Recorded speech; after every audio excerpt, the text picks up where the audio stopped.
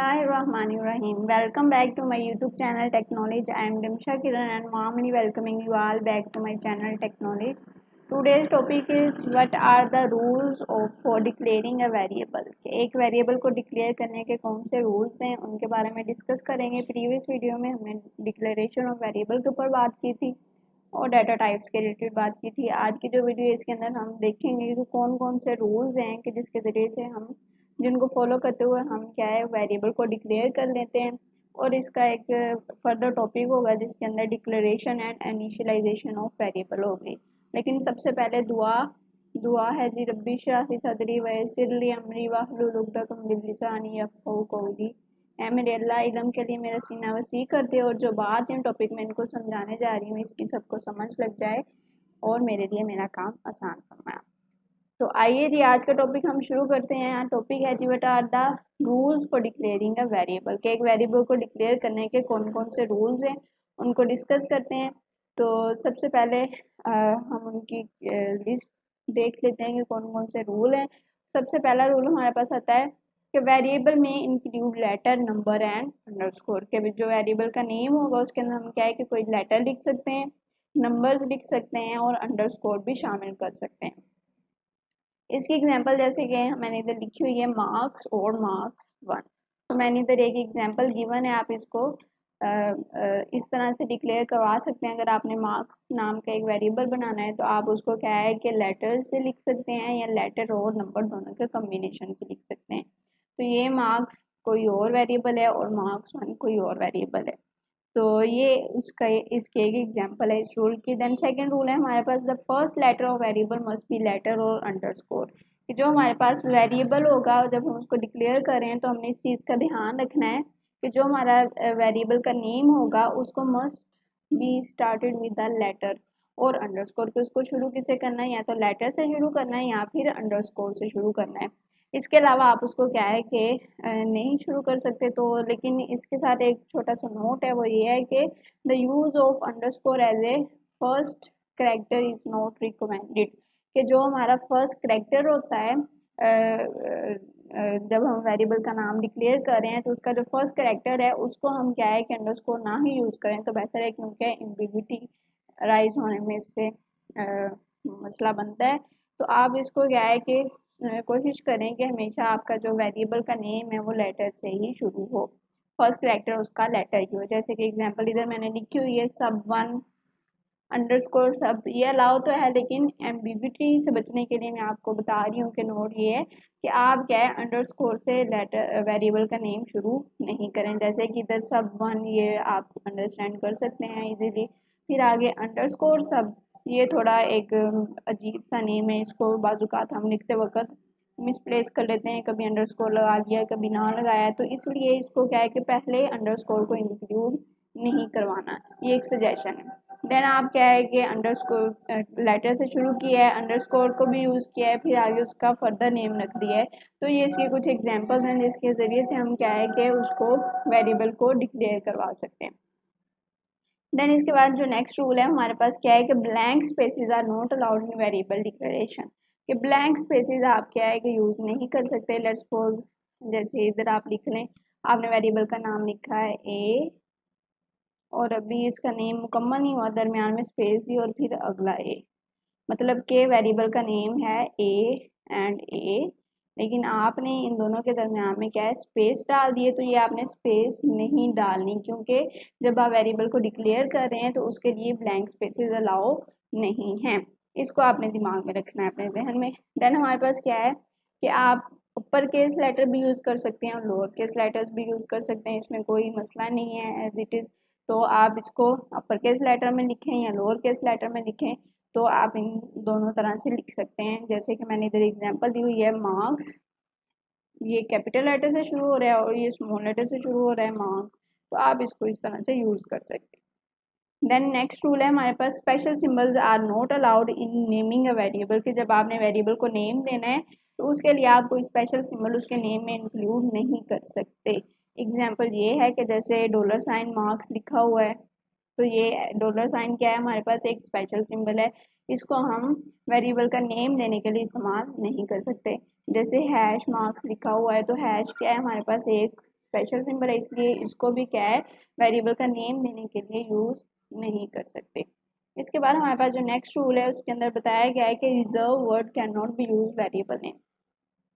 तो जो हमारे पास रिजर्व वर्ड हैं जिनका पहले से ही कंपाइलर को पता है कि ये वर्ड्स होते हैं, उनके प्री डिफाइंड उसके पास मीनिंग है रिजर्व वर्ड्स के, उसको उसने कंपाइलर ने रिजर्व किया हुआ है कि आप उसको अपने वेरिएबल के नेम के तौर पे यूज़ नहीं कर सकते। जैसे कि for, cout, cin, etc, बहुत सारे रिजर्व वर्ड्स हैं, आप उनको इस्तेमाल नहीं कर सकते वेरिएबल का नेम रखते हुए। इनके अलावा आप कोई भी या लेटर और नंबर और उसको कॉम्बिनेशन यूज़ कर सकते हैं, लेकिन जो कीवर्ड्स हैं, जो रिजर्व वर्ड्स हैं, आप उनको वेरिएबल का नेम देने के लिए इस्तेमाल नहीं कर सकते। देन नेक्स्ट रूल है हमारे पास है variable can be up to 31 character long for many compiler. जो हमारा वेरिएबल का नेम होगा वो कितने कैरेक्टर लॉन्ग हो सकता है, 31 कैरेक्टर लॉन्ग हो सकता है। मैनी कंपाइलर जो है वो उसकी एक लिमिटेशन रखते हैं। जैसे कि हमारे पास इधर एक एग्जांपल है, तो मैंने ये काउंट करके यहाँ तक 31 बनते हैं अंडरस्कोर तक, ठीक है। तो कंपाइलर क्या करेगा, पहले 31 जो फर्स्ट 31 कैरेक्टर्स होंगे उनको लेगा और उसको एक वेरिएबल कंसीडर कर लेगा। उसके आगे जो लिखा होगा उसको वो क्या कर देगा, ऑटोमेटिकली इग्नोर कर देगा। तो उसके मुताबिक ये कुछ भी नहीं है, सिर्फ उसने पहले 31 कैरेक्टर उठाए हैं और उसको एक वेरिएबल का नेम रख दिया है। A variable can be declared for a data type only, कि आप एक वेरिएबल जो है उसकी डाटा टाइप क्या है, एक ही सिलेक्ट कर सकते हैं। जैसे इधर एग्जांपल लिख देती हूँ, आप क्या है कि इंट एक्स लिख सकते हैं, ठीक है। ये नहीं कि आप इंट भी लिख दें और इसके साथ 4 भी लिख दें, तो दो दो डाटा टाइप आप एक ही वक्त में सिलेक्ट नहीं कर सकते। ये चीज़ आपने अपने माइंड में रखनी है कि जब आप वेरिएबल को डिक्लेयर करवा रहे हैं तो उसके लिए आपने जो डाटा टाइप रखनी है वो हमेशा एक ही रखनी है और एक वेरिएबल के लिए एक ही डाटा टाइप हो सकती है। देन हमारे पास नेक्स्ट जो रूल है, बल्कि इसका एक नोट भी है, वो बता देती हूँ। A variable name must be meaningful and readable, कि आपने जो वेरिएबल का नाम रखना है वो मीनिंगफुल होना चाहिए, कि उसका कोई ना कोई मतलब होना चाहिए, एंड रीडेबल, कि उसको इजीली रीड किया जा सके। आपने इस तरह का वेरिएबल का नेम रखना है। इसका रीज़न ये है, so it may help the user to understand the purpose of the variable, के जो आपके वेरिएबल है उसका जो असल मकसद है वो समझ आ जाए उसका नाम पढ़ते ही। जैसे ये एग्जांपल मैंने लिखी है, we can use marks to store the marks of a student, कि हम एक वेरिएबल का नेम मार्क्स यूज कर सकते हैं एक स्टूडेंट के मार्क्स को स्टोर करने के लिए। ठीक हो गया। एक सेकंड एग्जांपल है, we can use variable my phone number. देखें इजीली रीडेबल है ना, my phone number instead of my phone number. इसको थोड़ा रीड करने में या प्रोनाउंस करने में या उसको अंडरस्टैंड करने में थोड़ी मुश्किल होगी, लेकिन क्योंकि ये एक अलग ही मैंने स्टाइल फॉर्मेट यूज़ किया हुआ तो इसलिए इसको रीड करना ज़्यादा इजी हो गया मेरे लिए। तो ये हमारा जो नोट है उसके मुताबिक, हमारे सिनेरियो के मुताबिक वेरिएबल्स के नेम ये दोनों फिट बैठ रहे हैं। तो आप भी ट्राई करें कि इसी तरह के कुछ वेरिएबल के नेम रखें जो कि आपको हेल्प आउट करें बाद में भी। किसी और को आप अपना प्रोग्राम या कोड चेक करवा रहे हैं, उनको देखते ही वेरिएबल का नेम समझ लग जाए कि ये वेरिएबल किस पर्पज़ के लिए यूज़ हो रहा है। तो आगे इसकी एग्जांपल्स कैसे हैं, एग्जांपल्स गिवन है कि वेरिएबल की किस तरह से डिक्लेयर कर सकते हैं। जैसे मैंने लिखा है int marks, integer data type है, फिर उसके आगे उसका नेम है मार्क्स, फिर हमारे पास है चार डाटा टाइप है वेरिएबल का नेम और आगे टर्मिनेटर, फिर डबल डाटा टाइप है और आगे फ़ोन नंबर। और इस तरह की बहुत सारी एग्जांपल्स हो सकती हैं, आप इनको इस तरह से डिक्लेयर कर सकते हैं। इसके बाद नेक्स्ट जो हमारा टॉपिक है वो है जी वेरिएबल इनिशियलाइजेशन, के वेरिएबल को हम इनिशियलाइज किस तरह से करते हैं इसके ऊपर बात करेंगे।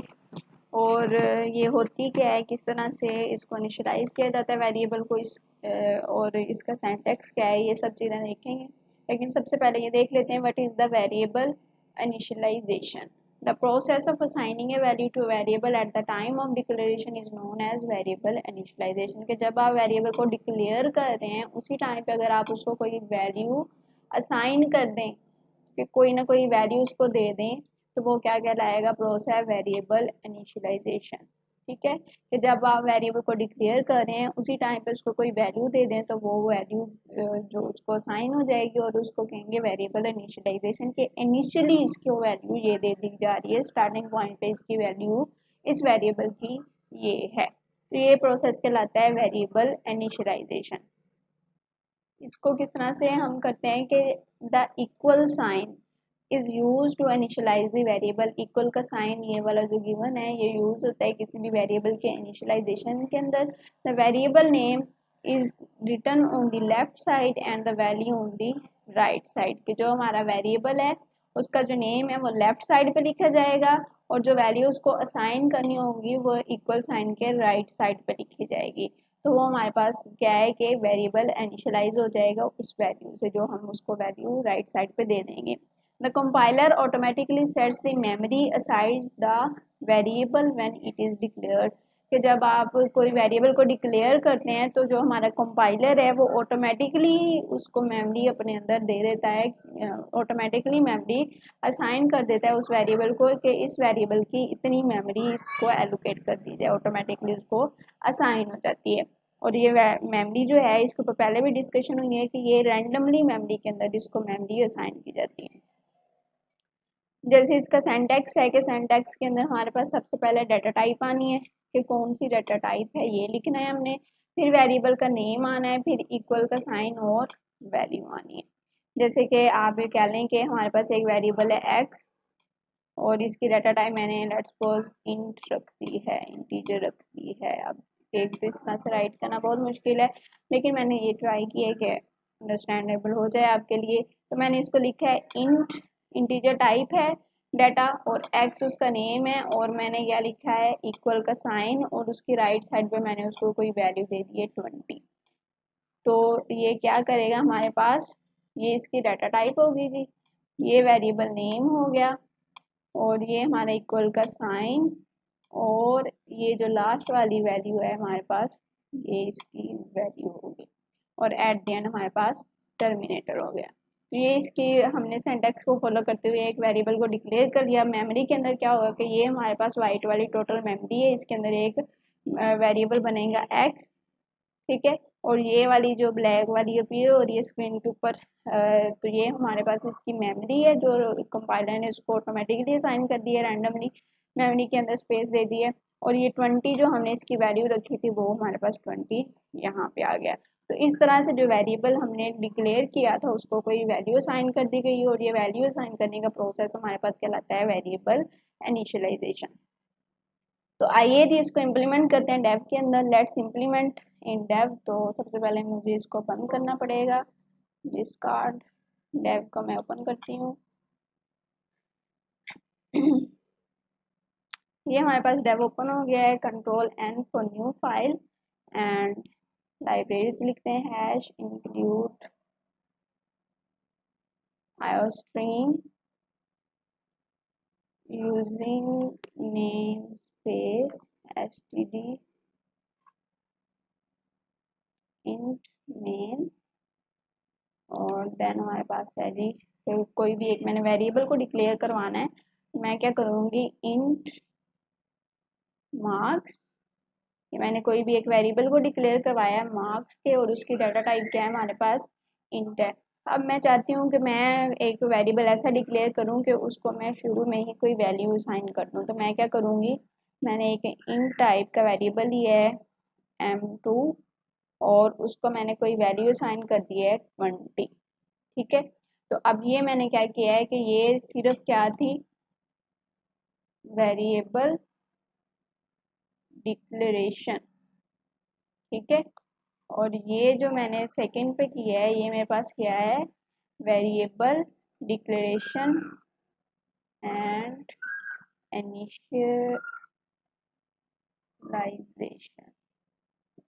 स्पेलिंग भी गड़बड़ हो रहे हैं। खैर वेरिएबल डिक्लेरेशन और इनिशियलाइजेशन एट ए टाइम हो रही है। तो ये हमारे पास क्या है कि ये सिर्फ इनिशियलाइजेशन है जिसके अंदर कोई वैल्यू साइन नहीं की गई लेकिन उसको सिर्फ यहाँ पे डिक्लेयर किया गया है, ठीक है। और ये सेकंड वाला हमारे पास क्या है कि हमने कोई एक वेरिएबल डिक्लेयर किया है m2, उसकी डाटा टाइप किया है इंटीजर और उसको मैंने वैल्यू क्या दे दी है स्टार्ट पे ही 20, तो उसको मैंने इधर इनिशियलाइज कर दिया है। तो ये मेरे पास एक वेरिएबल डिक्लेयर भी हो गया और इनिशियलाइज भी हो गया। अब मैं इसको एंड करके रन करके आपको दिखा देती हूँ, जैसे कि रिटर्न 0 एंड इसके बाद मैंने इसको कंपाइल एंड रन किया है। तो अगर इसका कोई एरर ना आया और लिख लेते हैं और देखें, अगर इसका कोई एरर ना आया तो ये ऑटोमेटिकली रन हो जाएगा। और 20 मिस हो गया, 20 और ये आ गया। ठीक है, तो अगर इसका कोई एरर नहीं आ रहा तो इसका मतलब ये है कि जो हमने इधर डिक्लेयर किया है और उसको इनिशियलाइज किया है वो बिल्कुल हमारा ठीक है, क्योंकि हमारी कंपाइलेशन के बाद हमें स्क्रीन शो हो रही है, कोई एरर नहीं आ रहा। तो जो हमारी डिक्लेरेशन है वो बिल्कुल ठीक है। तो इसका मतलब ये कि हमने इसको ठीक तरह से कंपाइलर के अंदर इम्प्लीमेंट कर दिया है। जो हम आज टॉपिक सीख रहे थे वो इसके अंदर यही था कि वेरिएबल को किस तरह से डिक्लेयर करने हैं, और डिक्लेयर करने के साथ साथ अगर उसको इनिशियलाइज भी करना है तो फिर हम उसको किस तरह से कर सकते हैं। अभी इधर कुछ ब्लैक स्क्रीन के ऊपर अपीयर नहीं हो रहा है, क्योंकि अभी मैंने कोई स्क्रीन के लिए आउटपुट नहीं दी उसको कि स्क्रीन पर ये चीज़ दिखाओ। ये चीज़ भी देखेंगे, लेकिन फिलहाल के लिए आपको ये चीज़ सीखनी थी कि आपने किस तरह से वेरिएबल को डिक्लेयर करना है और उसको इनिशियलाइज करना है। तो वो हमने अच्छी तरह से सीख लिया। तो बैक अपने टॉपिक की तरफ चलते हैं। आज की जो हमारी वीडियो है इसका क्रेडिट जाता है mister Mohammad Savej, who assist me and helps me a lot for improving my content and for making me able to do this. Thanks a lot mister Mohammad Savej. For further detail you can contact us on my YouTube channel Tech Knowledge, and you can also comment in my video and like and share must. You can follow us on my Facebook page Technology001. For further detail, you can also follow us on my Techno001 and my Instagram Technology001. Thanks a lot for watching. Stay tuned for further. अपना बहुत सारा ख्याल रखिएगा. फी ईमानिल्लाह.